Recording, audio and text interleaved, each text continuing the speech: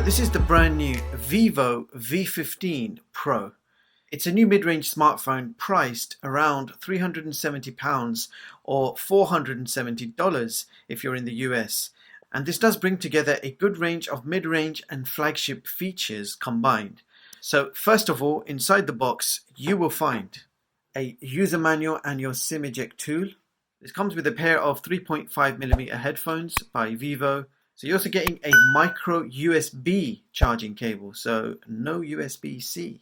And you're also getting an 18-watt UK fast charger. A silicone bumper case is included, which is definitely a good thing. And this is what it looks like with the case on. So it makes it a little bit bulkier, but it gives you complete bumper protection. And you also have all the cutouts, especially for that beautiful pop-up camera. So I will put the specs on the screen so you guys can have a quick read. So we do have a 6.39-inch Super AMOLED display with 404 pixels per inch, along with a Full HD Plus resolution of 1080 by 2340 with a 19.5 by 9 aspect ratio. So you have a full screen display with no notches or teardrops in the way. And I have to say the screen quality is absolutely stunning with great colors and contrasts, and the viewing angles are also not bad at all. Now you can stream a maximum of 1080p at 60 frames per second on YouTube, and this supports a maximum 480p resolution on Netflix. Now the smartphone is powered by the Snapdragon 675, and I have the 6GB variant with 128 gigs of internal storage. And you also have a dedicated MicroSD card slot which allows you to expand to a further 256 gigs. Now moving on to the cameras, we have triple AI cameras on the back with a primary 48 megapixel sensor with an f1.8 aperture. And this is the same Sony IMX 586 sensor which we have seen in nearly all the under £500 smartphones released this year, including the Zenfone 6 and the OnePlus 7 Pro. Now you also have an 8 megapixel ultra wide and a 5 megapixel depth sensor, and the primary camera can shoot up to 4K at 30 frames per second. And on the front we have a 32 megapixel motorized pop-up selfie camera with an f2.0 aperture, and you can shoot up to 1080p videos at 30 frames per second. So without further ado, let's go ahead and take this camera out for a quick spin. So this is a quick 4K 30 frames per second test. I believe we have electronic image stabilization, and this is what you can expect. It's kind of dull day, it's quite windy, so you can hear what the audio sounds like. What I'm interested in also is the image stabilization.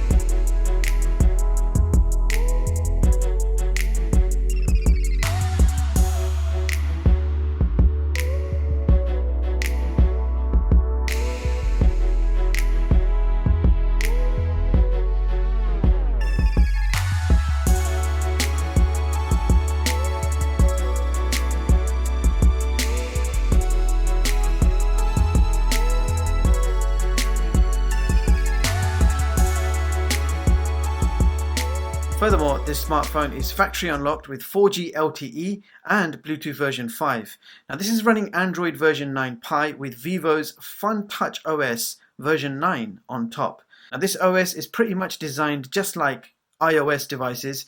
For example, all the apps are shown without the app drawer. If you keep an app pressed, you'll be able to uninstall it by hitting the cross sign.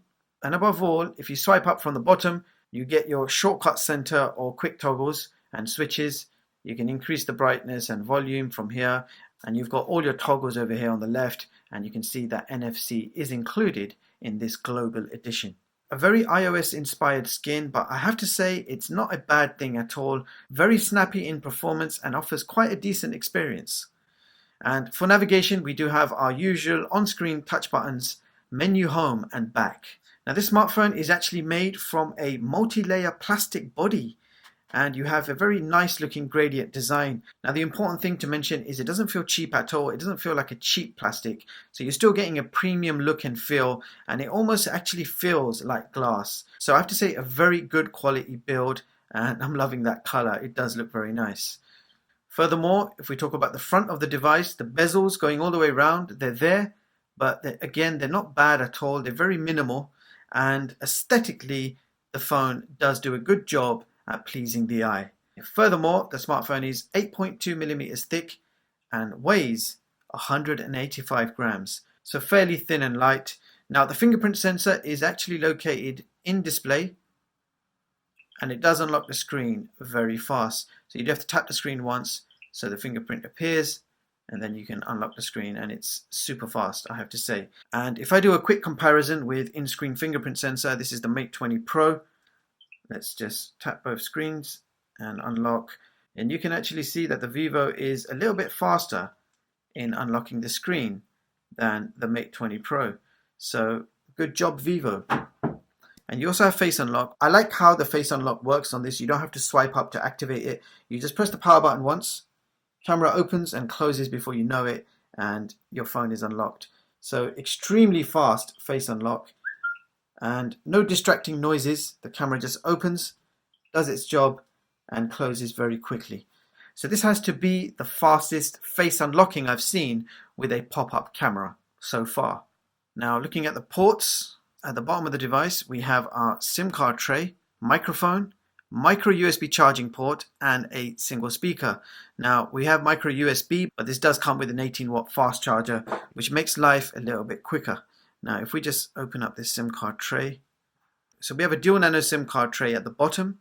On the side of the device we have a volume rocker and power button. Buttons are actually made from plastic, and they don't wobble about, so they do feel quite nice to the touch. Pop-up camera and 3.5mm headphone jack. Now on this side we have another button, and if we press it, it will open up your Google Assistant. And here is your dedicated microSD card slot, separate from the SIM card tray, which is quite rare, and this will support up to 256 gigs, which is definitely more than enough for most people. So moving on to the gaming test, beginning with Asphalt 9 Legends.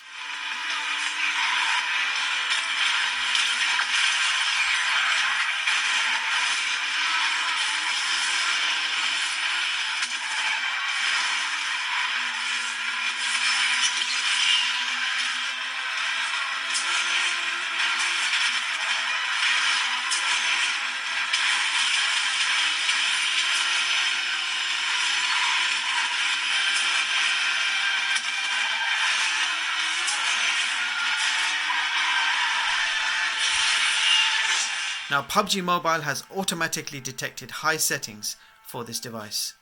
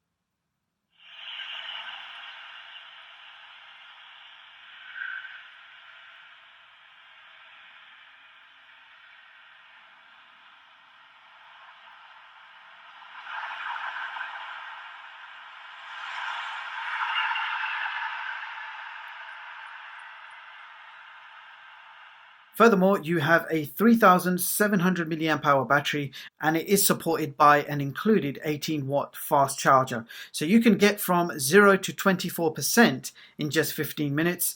And I was able to achieve 1.5 days of battery life with medium to heavy usage. So you do have a very good battery life. So now I want to do a quick audio test.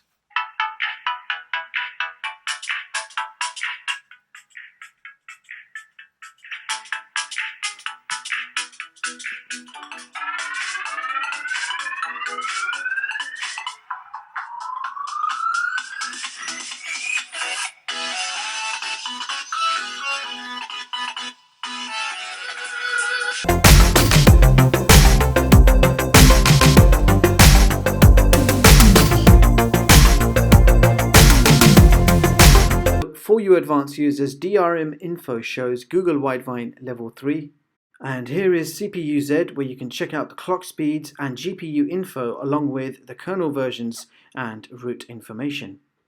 And in the Wi-Fi speed test, we got download speeds of 67 and upload speeds of 19 megabits per second. And the top speeds we currently achieve in this office is between 67 to 70 megabits per second. So that brings us to our benchmark tests, beginning with Geekbench multi-score of 6351. And in the Antutu benchmark test, we achieved 174K. So let's see how that compares with the others. So here is my top performing smartphone chart of 2019, showing you the latest smartphones and seeing how they compare with each other. And as you can see, the new Vivo V15 Pro has taken position 29 on this chart with a benchmark score of 174K. Now you can view the full versions of all my charts online at chigstech.com and read them at your leisure.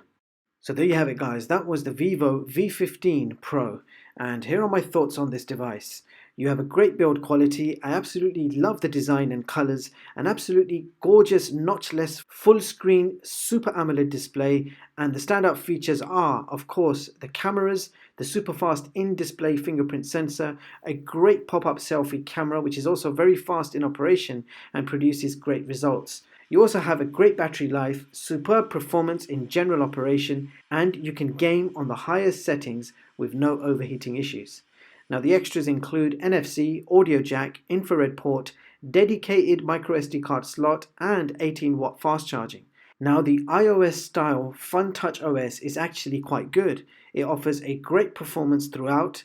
I loved using the cheeky iOS features on Android. However, you do also get some bloatware included, but it was quite easy to remove those apps.